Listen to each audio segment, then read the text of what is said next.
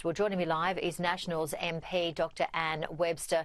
Thank you so much for joining us. So still a very severe fire threat, but thankfully the weather conditions have eased. We did have that catastrophic fire danger rating in the Wimmera region, but still not great out there.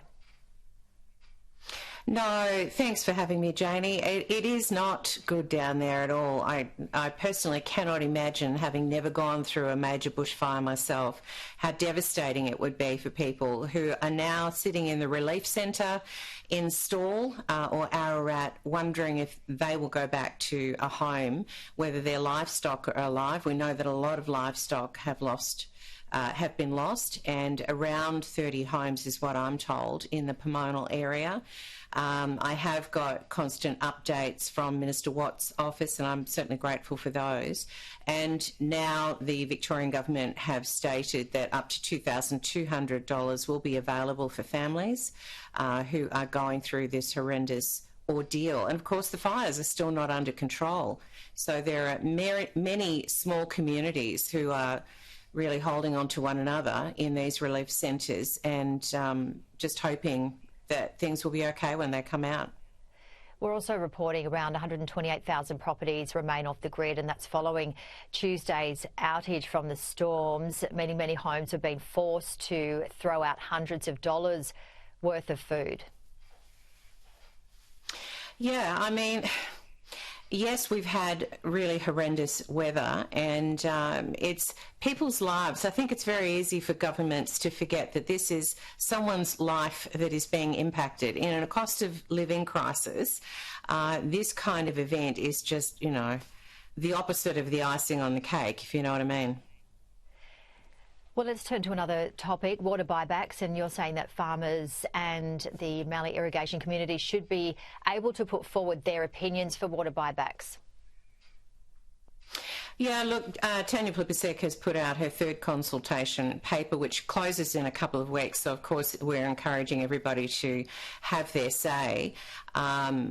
Yeah, I'd like to have hope that Tanya Plibersek would actually listen to the communities. We are expecting in my region of Mallee to lose around 10% of our water to buybacks. And, you know, she talks about willing sellers.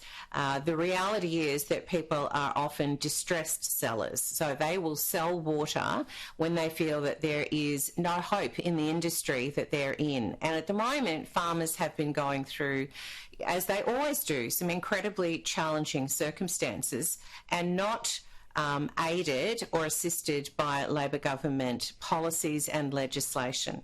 And, you know, I would list you several, such as the biosecurity levy, obviously the water buybacks themselves, the pressures on farmers to sell for less ultimately and compete with overseas imports while they pay for those biosecurity measures.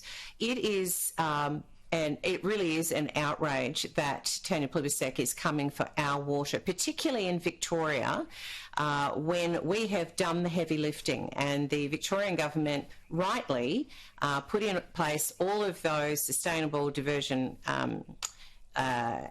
projects in order to save water really incredibly efficiently, and now we're in a position where she's coming for more water. And I've got patches in Mallee where I am, particularly the Gunnewarra Shire, but also around the Mildura Shire, where there is now dead land, and that becomes a biosecurity risk for the farmers who remain irrigating, who are nearby. So it's a very complex piece, but I am absolutely assured by business this is an incredibly bad move, and it will not help Australian farmers. Ultimately, it will mean that everybody pays more at the grocery store, because it's about supply and demand. And if we can't supply, then the prices will continue to go up.